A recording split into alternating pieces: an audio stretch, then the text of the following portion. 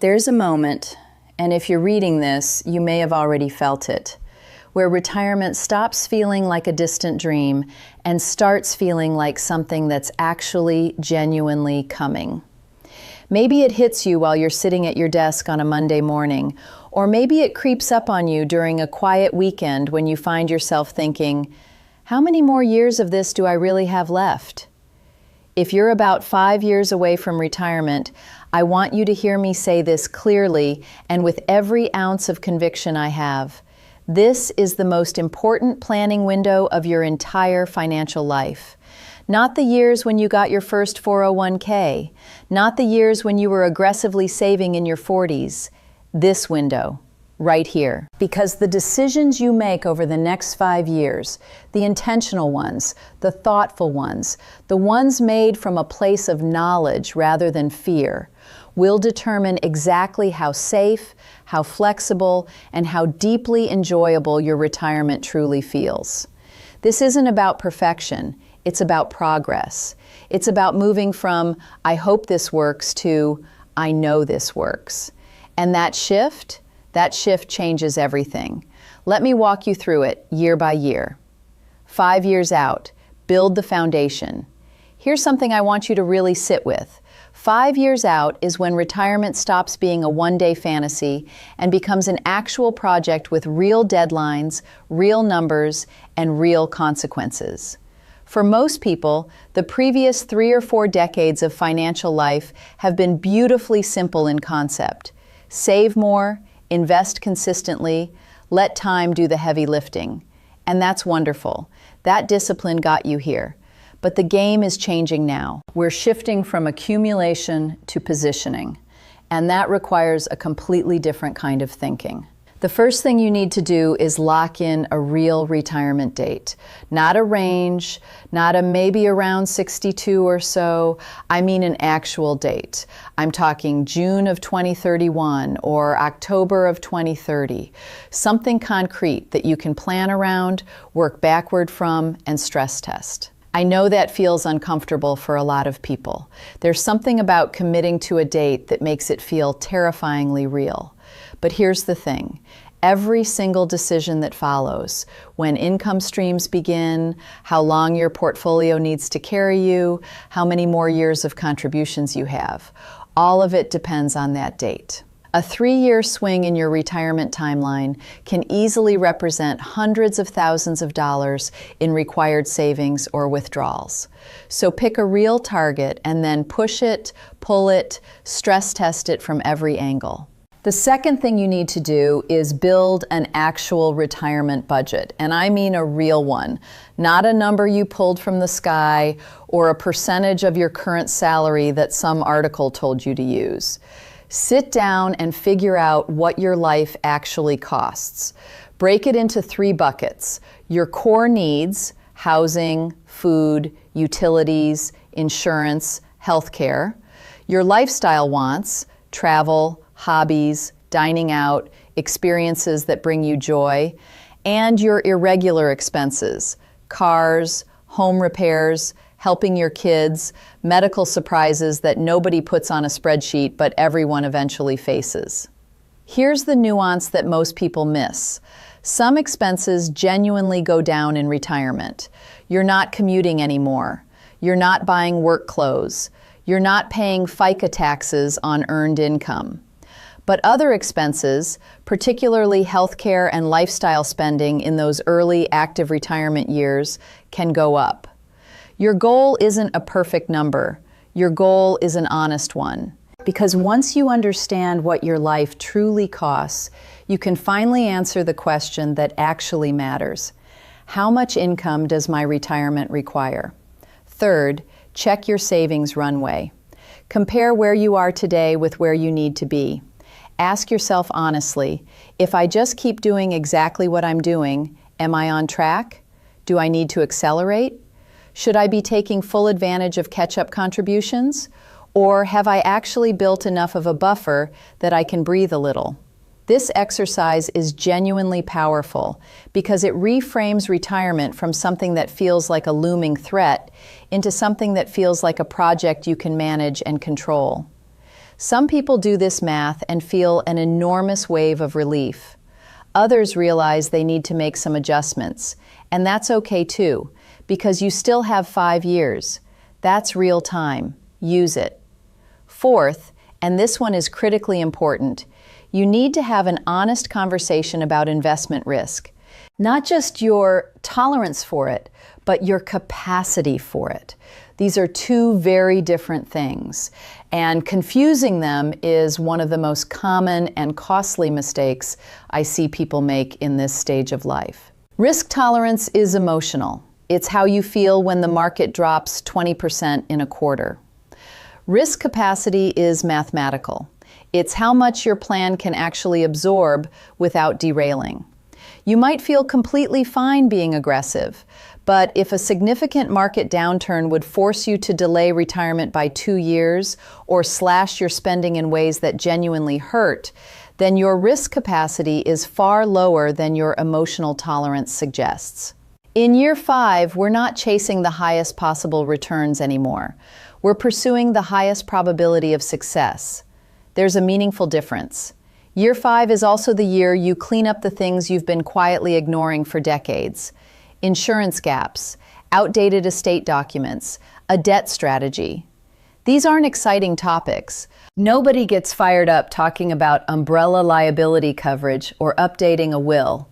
But one unforeseen incident, one lawsuit, one health crisis, one overlooked beneficiary designation can undo 30 years of careful saving in ways that are absolutely heartbreaking. Don't let that happen. Make year 5 the year you get all of it in order. If retirement were a house you were building, year 5 is the foundation and the framing. You're not picking out paint colors yet. You're making absolutely sure the structure is solid, the numbers make sense, and the risks are controlled. Get this right, and every year that follows becomes easier. 4 years out, stop thinking in balances, start thinking in income. 4 years out is where something quietly but profoundly shifts. For the last 30 or 40 years, you've been asking one question: how much do I have? Now you need to start asking a completely different question. How do I turn what I have into income that lasts as long as I do? And how much of it will I actually keep after taxes? This is honestly one of the most forgotten and underappreciated dimensions of retirement planning. And it's where people who've done everything right can still stumble badly if they're not paying attention. Start by mapping out every future income source. Social Security, at what age? A pension, if you're fortunate enough to have one? Part-time consulting work in early retirement? Portfolio withdrawals? Each one of these has a start date, a tax treatment, and an impact on everything else. Creating this income timeline transforms how you see your retirement. You're no longer staring at a large pot of money and hoping it lasts. You're building a paycheck. You're identifying income streams, understanding gaps, and designing a system. Then you need to think seriously about withdrawal order. The sequence in which you pull money from your accounts, taxable brokerage accounts, traditional IRAs and 401ks, Roth accounts, can be the difference between tens and sometimes hundreds of thousands of dollars in lifetime taxes. This isn't a small detail, it's a massive lever. Generally speaking, most retirees benefit from some version of a coordinated strategy, using taxable money early to allow tax-deferred accounts more time to grow, blending withdrawals across account types to stay within favorable tax brackets, and protecting Roth funds for later years or for legacy purposes. There's no universal answer here, but there is almost always a better answer, and year 4 is when you find it. Shift your thinking to tax brackets, not just balances. If you have a $1.5 million portfolio, the question isn't just, how much do I have? The question is, how much of this can I spend each year without pushing myself into a higher tax bracket? One of the genuine gifts of retirement is that, unlike your working years, when nearly all your income was taxed as ordinary income, you often have real flexibility and control over how your income is structured. Take full advantage of that. And please, run a lifetime tax map, not just a snapshot of today. Look at what your traditional retirement accounts might grow to in 15 or 20 years. Model out when required minimum distributions will kick in, how Social Security gets taxed, whether IRMAA Medicare surcharges might become a problem. Many diligent, responsible savers are genuinely shocked to discover that their future tax burden is far heavier than they expected, not because they did anything wrong, but because they saved so faithfully into traditional accounts that the eventual tax bill becomes enormous. Evaluate Roth conversions strategically. Many people spent the bulk of their careers funneling money into traditional accounts, often because that's what was available in the workplace, and the Roth IRA was either an afterthought or simply not an option yet. For those who retire before Social Security and RMDs kick in, there's sometimes a beautiful window of lower income years that can be perfect for partial Roth conversions, paying taxes now at a known, controlled rate rather than being forced to pay at higher rates later. This isn't right for everyone, but year 4 is absolutely the right time to model it and find out whether it's right for you. And if you're retiring before Medicare age, please understand that healthcare and taxes are deeply intertwined in ways that can genuinely bite you if you're not careful. ACA marketplace income cliffs are real. One extra dollar of income can trigger thousands of dollars in lost subsidies. These are what people mean when they talk about tax landmines in retirement. And the time to understand them is before you step on one. 3 years out, Social Security strategy and protecting what you've built. 3 years out, I want you to stop guessing about Social Security. And I want you to go much deeper than the simple question of when should I claim? Because Social Security isn't just about timing, it's about lifetime income. It's about survivor protection. It's about longevity risk and household cash flow. And what happens to your financial picture when one of you is no longer here. Model survivor scenarios, not just the picture when you're both alive. This is one of the most emotionally difficult, but genuinely critical parts of retirement planning for couples. When one spouse passes away, the household loses one Social Security benefit. Some expenses drop, many don't. Housing, utilities, insurance, they tend to stay remarkably fixed. So a claiming strategy that optimizes for survivor benefits is almost always more important than squeezing out a few extra dollars by claiming early. Plan for both of you, then plan for one. Run longevity scenarios, not just averages. Most retirement calculators use an average American lifespan of around 78 years, but that number is deeply misleading for a 65-year-old. A man who reaches 65 has an average life expectancy of 83, a woman, 86. And a 65-year-old woman has nearly a 50% chance of living into her 90s. That's not a tail risk, that's a coin flip. When you plan for a long life and you're wrong, you leave money behind. When you plan for an average life and you're wrong, you run out. The asymmetry there should make the decision fairly clear. Optimize Social Security as a household, not as two individuals making separate decisions. The best strategy for a couple rarely has both spouses claiming at the same time. Often it means one spouse claims earlier while the higher earner delays, maximizing the survivor benefit and building a larger inflation-protected income stream that lasts as long as either of you live. Think like a team, plan like a team. And alongside your Social Security strategy, this is also the year to get serious about protecting your portfolio from sequence of returns risk.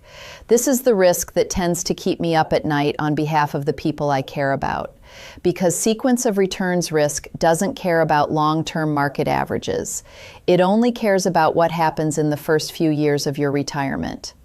A major market downturn in year 1 or 2 of retirement, combined with the ongoing need to withdraw from a declining portfolio to fund your lifestyle, can permanently damage your financial picture in ways that are genuinely very difficult to recover from.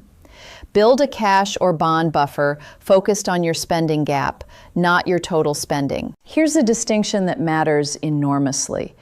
If you spend $5,000 a month, but Social Security covers $3,500 of that, your portfolio only needs to fill a $1,500 monthly gap, $18,000 a year. 3 years of that gap is $54,000. 3 years of your total spending would be $180,000.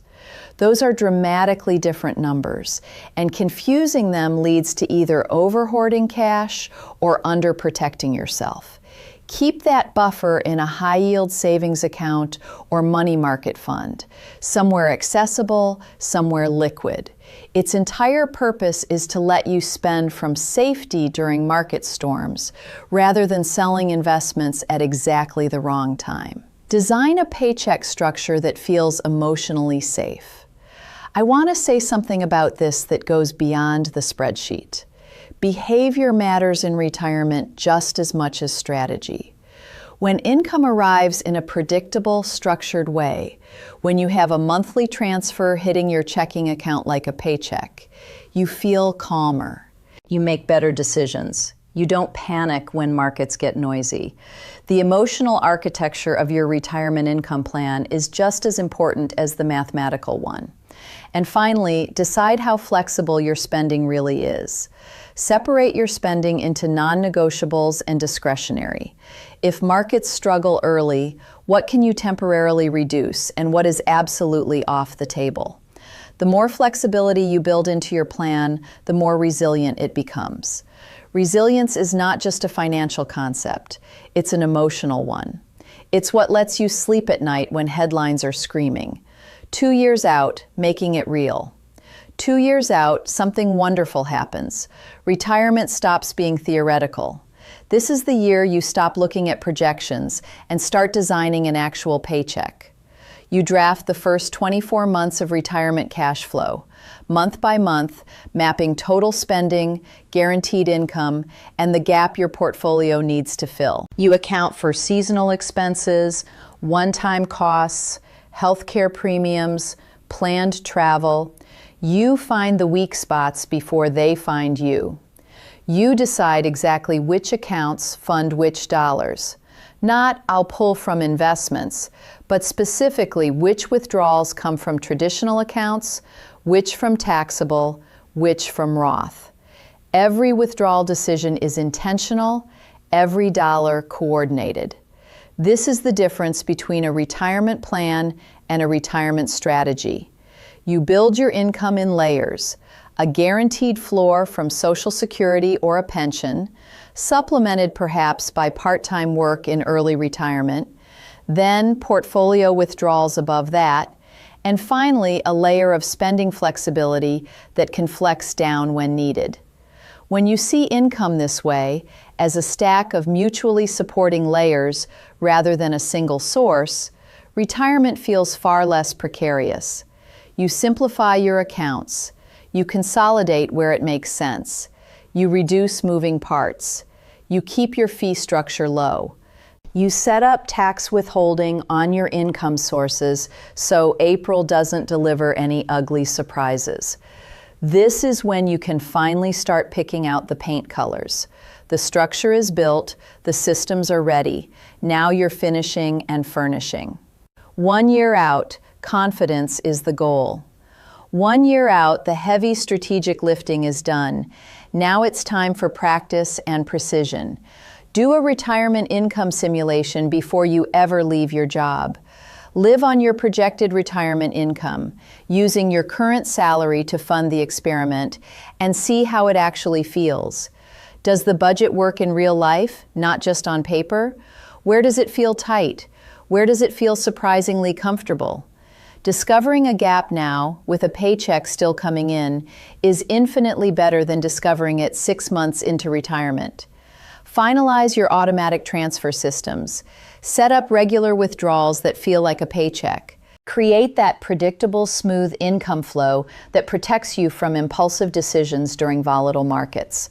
Lock in your Social Security strategy, confirm your backup plans, execute your healthcare transitions with careful attention to enrollment windows and coverage gaps. Finalize rollover paperwork, pension elections, any stock compensation considerations. Then walk into retirement knowing exactly how month one works and how the next 12 months look. The year you've been working toward. That first year of retirement will be emotionally loud. The markets will move. Spending may feel different than you expected. Financial headlines will feel somehow more personal now that you're no longer adding to a portfolio, but drawing from one. All of that is completely normal. What you're watching for is simple. Actual spending versus your plan, actual taxes versus your projections, portfolio behavior versus your emotional response. You adjust the small things. You don't blow up the big things based on fear or noise. Here's what I believe with every fiber of my being about retirement planning. A good retirement plan doesn't eliminate uncertainty. Nothing can. But what it does do, what all of this careful, intentional, year-by-year work does do, is give you guardrails. It gives you the confidence that comes from knowing your decisions were thoughtful, your risks were understood, and your money is genuinely working to support the life you actually want to live. You spent 30 or 40 years building this. Don't let one bad market year decide whether you get to enjoy it. If you're 5 years out, this is your window. Use it wisely, use it intentionally, and use it with the kind of calm determination that comes from knowing exactly what you're doing and why. The retirement you've worked for is absolutely within reach. Now let's go build it properly.